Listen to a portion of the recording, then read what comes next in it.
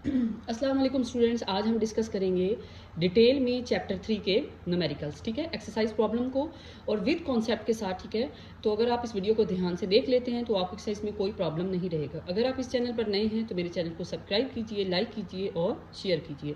तो सबसे पहले चलते हैं क्वेश्चन नंबर 1 पर। क्वेश्चन नंबर 1 में हमारे पास है a helicopter is ascending vertically at the rate of 19.6 metre per second. यहाँ पे हमारे पास बहुत इंपॉर्टेंट बात है कि हमारे पास जो एरोप्लेन है वो एक इनिशियल वेलोसिटी के साथ किधर जा रहा है, ऊपर की तरफ मूव कर रहा है। ठीक है, तो हमारे पास है when at height of 156.8 metre above the ground a stone is dropped. तो हमारे पास दिया क्या गया है कि जब वो इतनी हाइट पर पहुंच जाता है तो उसने वहां से स्टोन फेंका है। ठीक है, उसमें से स्टोन फेंका गया है। ठीक है, तो अब स्टोन ने कितना फासला तय करना है? स्टोन ने ये फासला तय करना है 156.8। तो ये यहाँ पे बहुत इंपॉर्टेंट कॉन्सेप्ट है कि ये डिस्टेंस किसका होगा, स्टोन का डिस्प्लेसमेंट होगा। तो एरोप्लेन किधर जा रहा है, अपवर्ड डायरेक्शन में, और डिस्प्लेसमेंट किधर कवर हो रहा है। ठीक है, नीचे की डाउनवर्ड डायरेक्शन में। How long a stone take to reach the ground. तो पत्थर ज़मीन तक पहुँचने में, ये फासला तय करने में कितना टाइम लेगा। ठीक है, तो इसके लिए यहाँ पे देखें कि हमारे पास सबसे पहले आपने इनिशियल वेलोसिटी ले लेनी है जो कि अपवर्ड डायरेक्शन में है, और आपने डिस्प्लेसमेंट लेना है जो कि डिस्प्लेसमेंट अब वो एरोप्लेन कवर कर चुका है। ठीक है, वो अब किसने कवर करना है वो डिस्प्लेसमेंट, ये वाला पत्थर ने। ठीक है, तो हमारे पास स्टोन को ये डिस्प्लेसमेंट जो होगा वो अपोजिट डायरेक्शन में होगा, जिसकी वजह से इसके साथ हम नेगेटिव का साइन लगाएंगे। ये बहुत इंपॉर्टेंट बात है। ठीक है, और इसके अलावा हमारे पास इसका जो ग्रेविटेशनल एक्सेलरेशन लेंगे वो भी हम नेगेटिव में लेंगे। क्यों? क्योंकि हमारे पास आपको अच्छे से पता है ग्रेविटेशनल एक्सेलरेशन जो है, जब हम ज़मीन से मतलब अर्थ के सेंटर की तरफ मूव करते हैं तो पॉजिटिव होता है, और जब हम अर्थ से अपवर्ड डायरेक्शन में मूव करते हैं तो क्या होता है, नेगेटिव होता है।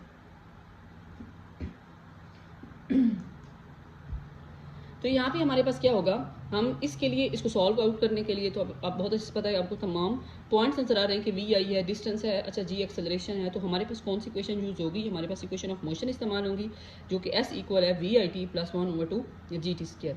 सेकेंड इक्वेशन ऑफ मोशन है, इसमें हमने सिंपल क्या करना है, तमाम वैल्यूज को पुट कर देना है।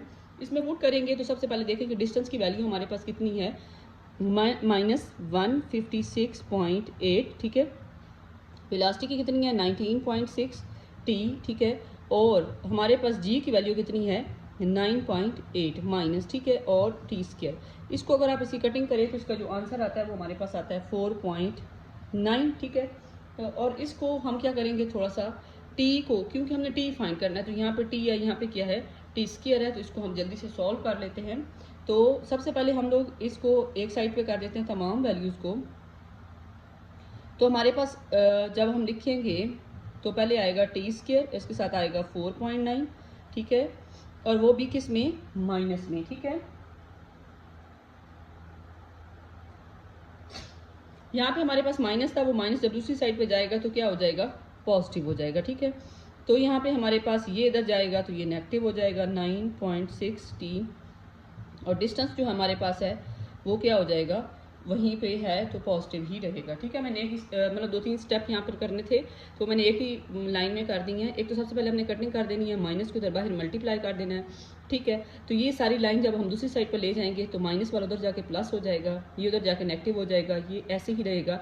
ठीक है, तो हमारे पास ये आपको बात समझ आ गई होगी। ठीक है, अब हमने क्या करना है कि हमने टी स्क्वायर फाइंड करना है, तो टी को इसके साथ जो एक्स्ट्रा वैल्यू है 4.9, इस सारी इक्वेशन को 4.9 पर आप बेशक डिवाइड कर दें। ठीक है, तो आपके लिए आसानी रहेगी। जब आप इसे डिवाइड करेंगे तो हमारे पास जो आंसर आएगा वो आएगा टी स्क्वायर -4t और -32 इक्वल है 0 के। तो अब हमारे पास हमने टी को फाइंड करना है, तो टी को फाइंड करने के लिए बहुत आसान तरीका ये है कि आप कोशिश करें कि आप इसको इसके पेयर्स बनाएं बाय फैक्टर मेथड। ठीक है, ये आपने मैट्रिक क्लास में पढ़ रखा है। ठीक है, बाय फैक्टर मेथड हम क्या करेंगे, बाय फैक्टर मेथड कैसे करेंगे, हमें कोई सी भी दो वैल्यूज़ ऐसी लेनी है जो कि जिनको हम मल्टीप्लाई करें तो हमारे पास ये -32 टी स्क्वायर है, और जिनको हम प्लस या माइनस करें तो -4t है। तो हम उसके लिए लेंगे हमारे पास 4 और 8, क्या लेंगे, 4 और 8, तो -8t। ठीक है, और माइनस +4t -32 इक्वल है 0 के। तो इसके लिए अब यहाँ पे देखें कि अगर आप इन दोनों वैल्यूज़ को मल्टीप्लाई करें तो हमारे पास 32 टी स्क्वायर आ जाएगा, और अगर हम इन दोनों को जमा माइनस करें तो हमारे पास जो आंसर आएगा -4t आएगा। अब हम क्या करेंगे, इसमें से t को कॉमन ले लेंगे तो t -8 आ जाएगा। यहाँ से क्या कॉमन लेंगे 4, तो यहाँ पे भी क्या आ जाएगा t -8। ठीक है, तो ये हमारे पास बिल्कुल ठीक रिएक्शन, हमने कैलकुलेशन बिल्कुल सही की है। अब हम क्या करेंगे कि इसी वैल्यू को लिख लेंगे। आपको अच्छे से इस मेथड का पता है कि हम इस वैल्यू को लिखते कैसे होते हैं। इस वैल्यू को हम लिखते होते हैं कि t+4 कर देंगे। ठीक है, क्या कर देंगे t+4 और t -8। ठीक है, t+4 और t -8 इक्वल है 0 के। ठीक है, तो इन दोनों में से हमारे पास कोई भी वैल्यू, आपके पास टाइम की दो वैल्यूज़ आई हैं, एक +4 0 के बराबर हो जाएगा और एक t -8 0 के बराबर हो जाएगा, जो कि हमारे पास t की वैल्यू आएगी -4 और एक बार t की वैल्यू आएगी +8। ठीक है, तो हमारे पास टाइम कभी भी नेगेटिव नहीं होता, तो ये वैल्यू हम कंसीडर नहीं करेंगे, बल्कि ये वैल्यू कंसीडर करेंगे कि टाइम हमेशा पॉजिटिव होता है। ठीक है, तो आपको ये बात समझ आ गई होगी, इसमें कुछ इंपॉर्टेंट कॉन्सेप्ट थे और कुछ इंपॉर्टेंट मेथड थे जिसके ज़रिए से आपने इसे क्या करना है, सॉल्व करना है। यहाँ पे इसका एक और तरीका भी है कि आप इस जगह पर क्वाड्रेटिक इक्वेशन भी इस्तेमाल कर सकते हैं, जो आपने मैट्रिक में सीखी थी, लेकिन वो थोड़ा सा क्या हो जाएगा, मुश्किल हो जाएगा। ठीक है, अब हम चलते हैं क्वेश्चन नंबर 3.2 पर। 3.2 में हमारे पास क्या है, 3.2 हमारे पास थोड़ा सा इस तरह से है। ठीक है, तो इसका हम एक ग्राफ बना लेंगे। Using the following data draw a velocity time graph of a short journey straight road of a motor bike. एक हमारे पास मोटर बाइक है, वो मूव कर रही है, उसके मूव करने से उसकी वेलोसिटी किस तरह से इंक्रीज हो रही है, उसका टाइम किस तरह से बढ़ रहा है, इसका हमें ग्राफ बनाएंगे। इसका इनिशियल एक्सेलरेशन फाइंड करना है, फाइनल एक्सेलरेशन और टोटल डिस्टेंस फाइंड करना है। तो हम सबसे पहले इसका एक अपनी आसानी के लिए इनकी वैल्यूज़ को देख करके कहाँ कहाँ पे उसकी वेलोसिटी बढ़ रही है और कहाँ पे कम हो रही है, एक यहाँ पर ग्राफ ड्रॉ कर लेते हैं। इस ग्राफ में सबसे पहले हम लोग ये देखेंगे कि इसकी वेलोसिटी जो है वो बढ़ रही है और फिर एकदम से क्या हो जाती है, कम हो जाती है। ठीक है, तो इस साइड पे हमारे पास है टाइम और इस साइड पे हमारे पास है वेलोसिटी। यहाँ पर इस पॉइंट पर 20 है। ठीक है, उसके बाद इस तरह से कम होती जाएगी 15, फिर 10, फिर उसके बाद 5। ठीक है, 0। और उसके बाद इस पॉइंट पर वो कहता है टाइम जो है इसका पहले 30 है, फिर 60 है। ठीक है, 90 और 100, 150। ठीक है, इस पॉइंट पर इसका जो टाइम है वो हमारे पास है 150। ठीक है, और इस पॉइंट पर 180। ठीक है, तो हम क्या करेंगे, इसको कुछ नाम दे देंगे। ठीक है, नाम कैसे देंगे, O A B यहाँ पे और यहाँ पे C D और E। ठीक है, इस तरह से आपने इन वैल्यूज़ को देखते हुए ये ग्राफ बनाना है कि यहाँ पे देखिए 0 है पहले वेलोसिटी, फिर उसके बाद एंड पर भी जाकर 0 हो गई है। ठीक है, तो 0 बढ़ती यहाँ पे देखिए 20 तक गई है, फिर दरमियान में कांस्टेंट हो गई है और फिर क्या हो गया 20 से डायरेक्ट 0 हो गई है। तो इसको इस तरह से बनाया है कि पहले सबसे पहले बढ़ रही है, 20 पे गई है, 20 पे यहाँ पे कांस्टेंट रही है इतने टाइम के लिए और फिर 20 से क्या हो गई है, 0 हो गई है। तो उसी के अकॉर्डिंग टाइम भी चेंज होगा और इसके अकॉर्डिंग आप ये वाला ग्राफ बनाएंगे। तो हमारे पास सबसे पहले क्या होगा, use the graph to calculate the AI। सबसे पहले हमारे पास हम एक्सेलरेशन फाइंड कर लेते हैं। इनिशियल एक्सेलरेशन इनिशियल वेलोसिटी से फाइंड होगा, जो कि हमारे पास यहाँ से 0 से बढ़ी है और 20 तक गई है, उसके बाद कांस्टेंट हो गई है। तो यहाँ पे एक्सेलरेशन 0 से A तक होगा, 0 से A तक एक्सेलरेशन होगा जब वेलोसिटी बढ़ रही है। यहाँ पे A से C तक देखिए वेलोसिटी कांस्टेंट है 20 है। ठीक है, तो यहाँ पे एक्सेलरेशन 0 होगा। फिर C से E तक वेलोसिटी कम हो रही है, तो यहाँ पे भी एक्सेलरेशन एग्जिस्ट करेगा। तो इस बात का आपने ध्यान रखना है। सबसे पहले हम AI ले लेते हैं इनिशियल एक्सेलरेशन, तो उसके लिए AOB तक रहेंगे। क्या करेंगे कि हमारे पास इसमें से AB/OB कर देंगे। ठीक है, अगर इसकी आपको समझ नहीं आती तो कोई मसला नहीं है, तो आपको डेफिनेशन पता है कि वेलोसिटी पर यूनिट टाइम हमारे पास किसके बराबर होती है, एक्सेलरेशन के बराबर होती है। तो ये हमारे पास वेलोसिटी जो है वो क्योंकि चेंज हो रही है, तो इस वजह से यहाँ पे V2 - V1 आएगा और T2 - T1 आएगा। अब वेलोसिटी क्या चेंज हुई है, वेलोसिटी 0 से किस पर गई है, 20 पर, और टाइम क्या चेंज हुआ है, 0 से किस पर गई है, 60 पर गई है। तो हम क्या करेंगे, यही टाइम और ये वैल्यूज इसमें पुट कर देंगे। 20 हमारे पास इसकी फाइनल वेलोसिटी है और 0 इसकी इनिशियल वेलोसिटी है। टाइम हमारे पास पहले क्या था, फाइनल जो आया है वो 60 आया है और जो पहले था वो कितना था, 0 हो गया। ठीक है, तो इसको कट कर दें तो हमारे पास 1/3 इसका आंसर आ जाएगा। ठीक है, और ये एक्सेलरेशन आ गया। मीटर पर सेकंड स्क्वायर, ठीक है। उसके बाद हमारे पास चले जाते हैं फाइनल एक्सेलरेशन पे। अब आपको ये बात याद रखनी है कि आपने अपने माइंड में आपके बात आएगी कि दरमियान में क्यों नहीं फाइंड किया, तो आपको अच्छे से पता है कि यहाँ पे दरमियान में ए से लेकर सी तक वेलोसिटी 20 है, सेम है, तो एक्सेलरेशन जो होता है वेलोसिटी जहाँ पे कांस्टेंट रहे वहाँ पे क्या हो जाता है, 0 हो जाता है। सी से ई तक जाएंगे तो सी से ई तक हमारे पास क्या होगा, सी से ई तक जो हमारे पास एक्सेलरेशन यहाँ पे देखिए इनिशियल वेलोसिटी सबसे पहले समझ ले कि हमारे पास इसकी इनिशियल वेलोसिटी कितनी है 20, फाइनल कितनी हो गई 0, ठीक है। इसका टाइम कितना है 150 और कहाँ तक है 180। तो हम क्या करेंगे, ये देखिए हमारे पास वैल्यूज पुट कर ली हैं, 0 से -20, ठीक है, 180 से -150। तो इसको जब आप सॉल्व आउट करेंगे तो -20/30 इसका आंसर आएगा, जो कि बराबर होगा 0.67 मीटर पर सेकंड स्क्वायर के, ठीक है, minus AF final velocity. Final velocity हमारे पास ये शो कर रही है कि अब आहिस्ता आहिस्ता कि एक्सेलरेशन क्या हो रहा है। और एक यहाँ पे इन दोनों पॉइंट्स पर बहुत इंपॉर्टेंट कॉन्सेप्ट है कि जब वेलोसिटी बढ़ती है तो एक्सेलरेशन पॉजिटिवली बढ़ता है, और जब वेलोसिटी कम होती है तो एक्सेलरेशन नेगेटिवली क्या होता है, बढ़ रहा होता है, ठीक है, एक्सेलरेशन भी डिक्रीज होता है। The total distance covered by the, हमने तीसरा पोर्शन करना है, तो distance area of O A B यहाँ पे आपने याद रखना है। आज से आप लोग समझ लें कि जहाँ पे हमारे पास 3 हिस्से हैं इस डायग्राम के, एक हमारे पास ट्राइंगल है, फिर एक रेक्टेंगल है, फिर ट्राइंगल है। तो ट्राइंगल का जो एरिया होता है वो 1/2 AB के बराबर होता है, और जो रेक्टेंगल का होता है वो AB सिंपल मल्टीप्लाई कर देते हैं, ठीक है। तो इस हिसाब से आपने क्या करना है कि area of AOB, area of rectangle, area of CD, तो हमारे पास क्या हो, ट्राइंगल के लिए ये फार्मूला आ जाएगा, आपने याद रखना है 1/2 AB होता है डिस्टेंस के लिए, फासले के लिए, ठीक है। और जो रेक्टेंगल होता है उसके लिए होता है सिंपल AB, सही है। तो अब यहाँ पे वैल्यूज पुट करें, तो वैल्यूज पुट करें कि 1/2 OB, O से कितना है B तक 60 है, ठीक है। वेलोसिटी कितनी है A से B तक, ठीक है, कितनी है 20, ठीक है। BD, B से D तक टाइम कितना लगा, 150 - 60 कर दें तो टाइम लगा है 90 सेकेंड। AB वेलोसिटी कितनी रही है, कांस्टेंट, ठीक है। और 1/2 DE, D से E तक पहुंचने में कितना टाइम लगा है, 30 सेकेंड, ठीक है। और CD, इस तक वेलोसिटी कितनी है, 20 है, ठीक है। तो इन तमाम वैल्यूज़ को जब हम सॉल्व आउट करेंगे तो हमारे पास जो फासला आएगा वो हमारे पास आएगा 2.7 किलोमीटर, ठीक है। तो हमारे पास यहाँ तक आपको ये क्वेश्चन समझ आ गया होगा। आपको ग्राफ समझना है, इसकी वैल्यू समझनी है, इसके साथ एक एग्जांपल है। जब आप ये कर लें तो उसके बाद आप एग्जांपल करेंगे तो वो भी आपको बहुत अच्छे से समझ आ जाएगी। अब हम चलते हैं क्वेश्चन नंबर 3 पर। क्वेश्चन नंबर 3 में देखें कि हमारे पास क्या है कि एक प्रोटॉन मूव कर रहा है विद स्पीड ऑफ 1 × 10⁻⁷ मीटर पर सेकेंड के साथ, passes through a 0.02 centimetre thick sheet of paper, ठीक है। हमारे पास एक प्रोटॉन है और एक शीट में से पास कर गया, उसने कितना फासला तय किया है, वो डिस्टेंस हमें दिया गया 0.02 सेंटीमीटर।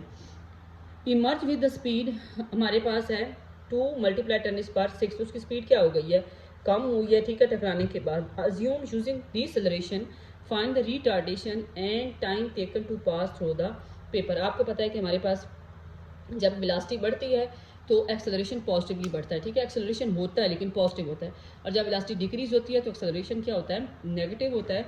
तो यहाँ पर भी ऐसे ही होगा। यहाँ पे हमारे पास सबसे पहले हमने फाइंड करना है रिटार्डेशन का क्या मतलब है। रिटार्डेशन का मतलब है कि एक्सेलरेशन फाइंड करना है और वो कम हो रहा है एक्सेलरेशन, ठीक है। और टाइम टेकन बाय प्रोटॉन, उसको ये करने में कितनी देर लगी, मतलब उस पेज में से गुजरने में। ये देखें दोनों बातें फाइंड करनी है, एक रिटार्डेशन और एक टाइम टेकन, ठीक है, टू पास द पेपर। तो उसके लिए मैंने सारी वैल्यूज नोट कर ली है, वेलोसिटी ले ली है, डिस्टेंस ले ली है, फाइनल वेलोसिटी उसकी ले ली है, ठीक है। और हमारे पास रिटार्डेशन ली है और उसके बाद time taken by a proton लिया। अब सबसे पहले हमारे पास जो एक्सेलरेशन फाइंड करना है उसके लिए हम थर्ड इक्वेशन ऑफ मोशन इस्तेमाल करेंगे, क्योंकि हमारे पास सारी देखें वैल्यूज़ मौजूद हैं, बस पुट करनी है और आंसर आ जाना है। 2a हमारे पास क्या है, फाइंड करना है, ठीक है। VF क्या है, 2 × 10⁻⁶ का स्क्वायर, और हमारे पास 1 क्या है, 6 का स्क्वायर, ठीक है। सारी वैल्यूज़ को, और यहाँ पे S की वैल्यू मुझे नहीं याद रही पुट करनी। S की वैल्यू है 0.02 10⁻⁻²। सेंटीमीटर में हम इसे किस में तब्दील कर देंगे, मीटर में तब्दील कर देंगे, और इस वैल्यू को भी 2AS मतलब 2 के साथ मल्टीप्लाई कर देंगे, इसका स्क्वायर लेंगे, इसका स्क्वायर लेंगे कैलकुलेटर से अलग अलग, फिर उसको माइनस करेंगे, माइनस करके जो वैल्यू आएगी उसे उसमें से क्या कर देंगे, मैं आपको यहाँ पे काट देती हूँ, 2 10⁻6 का स्क्वायर माइनस 1 10⁻⁴ का स्क्वायर बाय 2 मल्टीप्लाई बाय 0.2 10⁻⁻², और ए की वैल्यू हमारे पास आएगी -2.4। जब आप इसे सॉल्व कर लेंगे कितनी होगी, 17 मीटर पर सेकंड स्क्वायर। ठीक है, तो ये आसान था, इसमें कोई बात इतनी खास नहीं थी। ठीक है, और इसके लिए हमारे पास टाइम फाइंड करना है, तो टाइम के लिए फर्स्ट इक्वेशन ऑफ मोशन इस्तेमाल करेंगे। ठीक है, और हमारे पास V F minus V I, simple हमने टाइम फाइंड करना है, तो टाइम के लिए हम इसको अलग कर देंगे। ठीक है, वी एफ माइनस वी आई कर देंगे, ए को इस पर डिवाइड कर देंगे, तमाम values V F minus V I करें और ए पे डिवाइड करें, तो आपके पास इसका भी आंसर आ जाएगा। ठीक है, इसमें वैल्यूज़ पुट करेंगे। तो मैं इस पर टाइम नहीं लगा रही क्योंकि टाइम पहले ही मतलब बहुत ज़्यादा लग रहा है। ठीक है, तो यहाँ पे आप सिंपल वैल्यूज़ देखें, वी एफ की, वी आई की और उसको ए। कैलकुलेटर अच्छे से अलग अलग हर स्टेप को आप कैलकुलेटर पे करेंगे तो आपके आंसर ठीक आएंगे। ठीक है, पहले माइनस करें, फिर उसके बाद डिवाइड करें। ठीक है, टी हमारे पास टाइम कितना आएगा, 3.3 माइनस 11 सेकेंड, ये हमारे पास टाइम भी आ गया। ठीक है, तो आसान है, मतलब इसको देख के न्यूमेरिकल को देख के आप परेशान हो जाते हैं कि बोर्ड के पेपर में हम न्यूमेरिकल को कैसे करें। हम लोग नहीं कर सकते, लेकिन न्यूमेरिकल बहुत इजी होते हैं, उसमें इतनी कोई ख़ास बात नहीं होती। ठीक है, 3.4 देखें, 2 मैसेज M1 M2, ये बहुत ज़्यादा इंपॉर्टेंट है, बहुत ज़्यादा इंपॉर्टेंट है शॉर्ट क्वेश्चन के लिए, MCQs के लिए, तो आपने इसको अच्छे से सुनना है। 2 masses M1 M2 are initially at rest. सबसे पहले हमारे पास 2 मैसेज हैं और दोनों किस में हैं, रेस्ट पे हैं। तो हमारे पास क्या हुआ, दोनों की इनिशियल वेलोसिटी क्या हो गई, 0 हो गई। Spring compressed between them, what will be the ratio of the magnitude of their velocities after the spring has been released. ठीक है, हमारे पास हमने क्या करना है, दोनों वेलोसिटीज की रेशियो फाइंड करनी है। जब हम एक स्प्रिंग है, ये देखें एक स्प्रिंग है, ठीक है, उसके साथ मैसेज अटैच हैं, क्या है, मैसेज अटैच हैं।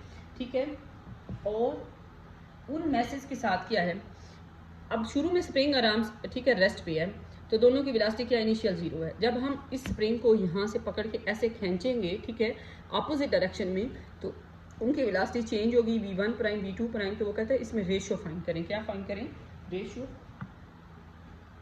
फाइंड करें। तो उसके लिए हमारे पास फर्स्ट मैस है m1, सेकंड मैस m2, इसकी इनिशियल वेलोसिटी 0, दूसरे की भी initial velocity 0, v1 prime v2 prime हमें नहीं पता, इसमें हमने क्या फाइंड करनी है, रेशियो फाइंड करनी है। तो हम इसके लिए बहुत इजी है, बहुत आसान है, फर्स्ट लॉ ऑफ ये फाइंड करेंगे, law of conservation of momentum इस्तेमाल करेंगे। तो यहाँ पे देखें m1 v1 m2 v2, सबसे पहले हमारे पास तो ये 0 हो जाएगी साइड, इसका तो काम ही खत्म हुआ, 2 0। ठीक है, इधर क्या होगा, m1 v1, ठीक है, ये दोनों अपोजिट डायरेक्शन में, इनमें से कोई एक वेलोसिटी आप नेगेटिव ले लेंगे। ठीक है, तब आंसर ठीक आएगा। बहुत सारे बच्चे इस न्यूमेरिकल को कर लेंगे, लेकिन उनकी ये गलती की वजह से उनको कोई नंबर नहीं मिलेंगे। तो आप लोगों ने याद रखना है कि दोनों वेलोसिटीज अपोजिट डायरेक्शन में है, तो एक को नेगेटिव ले लेना है और एक को क्या लेना है, पॉजिटिव। ठीक है, v1 को पॉजिटिव चलो ले लेते हैं और m2 को, v2 को क्या ले लेते हैं, नेगेटिव। ठीक है, ये वाली साइड 0 हो गई, इधर m1 v1 prime minus m2 v2। ठीक है, एक साइड पर लेकर जाएं, मतलब इसको अगर v1 बाय m1 v1, इधर भी माइनस है। ठीक है, तो ये माइनस माइनस से कट गया, v1 bye v2 m2 bye m1। ठीक है, तो ये हमारे पास न्यूमेरिकल सॉल्व हो गया। ये MCQs में भी आता है, क्योंकि इस ये सारा कुछ MCQs में आएगा, तो आपको कुछ भी लिखने की ज़रूरत नहीं, आपको याद होगा। आप साइड पे जल्दी से पेज पर छोटा सा ये प्रोसेस करें और आपको आंसर पता चल जाएगा, m2 बाय m1। उसके बाद हम चलते हैं क्वेश्चन नंबर 5 पर। ठीक है, 5 में हमारे पास है,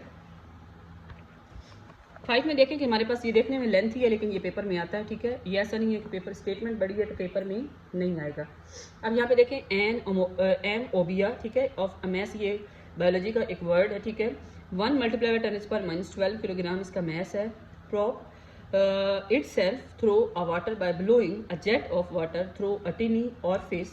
ठीक है, the amoeba eject water with a speed of, ठीक है, उसकी स्पीड कितनी है, उसका रेट जो है एट रेट। ठीक है, यहाँ तक तो समझ आ गई बात के ये हमारे पास मैस है सिंपल, ये हमारे पास क्या है, उसकी स्पीड है at a rate of 1 multiply bye 10⁻⁻13 kilogram पर सेकेंड। तो आपको नजर आ रहा होगा किलोग्राम मैस का यूनिट है और पर सेकेंड किसका यूनिट है, टाइम का। तो इसको इस तरह से हम लिखेंगे, मैस ऑफ एम ओबिया, ठीक है। 1 मल्टीप्लाई बाई 10 पर 27 किलोग्राम इसकी velocity, mass per unit time हमें गिवन है।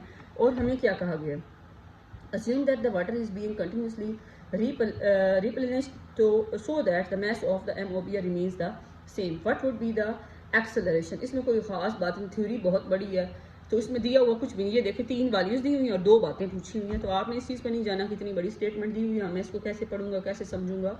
आपने सिंपल इसकी छोटी सी स्टेटमेंट देख लेनी है कि इसका एक्सेलरेशन फाइंड करना है और what would be the force surrounded by, और इसकी फोर्स फाइंड करनी है, बस सिंपल। आपने पूरी स्टेटमेंट को अपने सर पे सवार नहीं करना कि बहुत बड़ा न्यूमेरिकल है, पेपर में नहीं आएगा, मैंने नहीं करना। आपने जस्ट इसमें से 3 वैल्यूज़ देनी है, 2 बातें पूछनी है कि कौन कौन सी फाइंड करनी है और इस चीज़ पर चले जाना। तो हमारे पास सबसे पहले देखें, ये फार्मूला आपने पीछे चैप्टर में पढ़ा है कि फोर्स इक्वल है मैस पर सेकेंड, ठीक है, मल्टीप्लाई बाय टी स्पीड। ये देखें m/t मल्टीप्लाई बाय v, और आपको अच्छे से पता है ये इसी फार्मूले से निकला है, F इक्वल है ma के। अगर आप इसको नहीं समझ पा रहे तो ये देखें कि ma होता है, ठीक है, a किसके बराबर होता है v/t के, ठीक है। तो हमें यहाँ पे गिवन है m/t, तो हम इसको अपनी मर्जी से क्या कर सकते हैं, चेंज कर सकते हैं।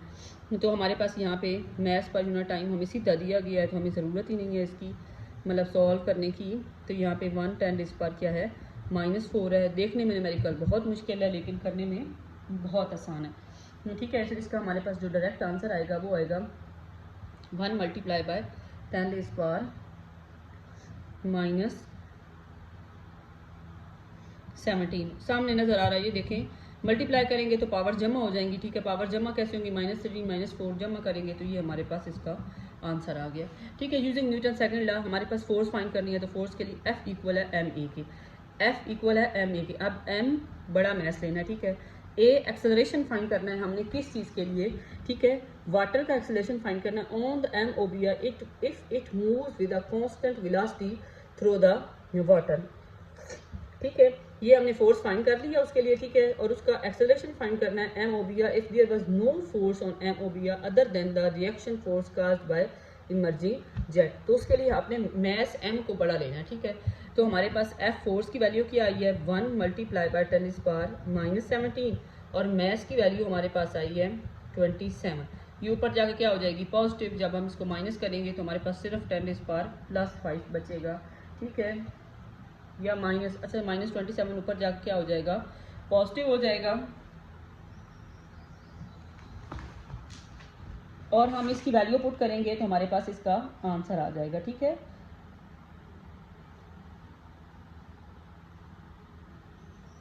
ओ सॉरी, यहाँ पे ना मैथ्स की वैल्यू मैंने कहीं गलती से गलत लिखी हुई है, ठीक है। बुक पे हमारे पास जो वैल्यू गिवन है m की वैल्यू जो है वो 1 मल्टीप्लाई बाय 10⁻⁻12 है, ठीक है। यहाँ पे -12 है, ठीक है। तो यहाँ पे -12 जब हम पुट करेंगे तो ये वैल्यू जब ऊपर जाएगी -12 ऊपर जाके क्या हो जाएगा पॉजिटिव, ठीक है। तो हमारे पास -17 में से 17 -12 पॉजिटिव, ठीक है। तो हमारे पास 110 क्या आएगा -5 मीटर पर सेकेंड स्क्वायर, ठीक है। तो यहाँ पे वैल्यूज थी वो गलत, लेकिन उसका मसला नहीं है, आपने मतलब डाटा देखते हुए थोड़ा ध्यान करना है, ठीक है। तो हमारे पास क्या है मैस की वैल्यू आ गई वेलोसिटी की मीटर पर सेकंड, और नीचे बहुत ज़्यादा आसान, बहुत आसान न्यूमेरिकल है कि सिंपल एक ही फार्मूला से आपकी 2 बातें हल हो रही हैं कि F इक्वल है m, F इक्वल है ma, ठीक है। उसमें बस वैल्यू पुट कर देनी है। थोड़ा अंडरस्टैंडिंग का मसला है कि आपने इसे अंडरस्टैंड अच्छे से करना है कि हमें वैल्यूज़ दी कैसे गई हैं और हमने उसको डील कैसे करना है, ठीक है। अगर आपको यहाँ तक अच्छे से क्लियर हुआ है तो कमेंट में लाजमी बताएं, ठीक है। अगर कोई मसला है तो वो भी डिस्कस कर सकते हैं। बाकी के नेक्स्ट न्यूमेरिकल्स जो हैं वो हम नेक्स्ट वीडियो में डिस्कस करेंगे। ओके जी, अल्लाह हाफ़िज़।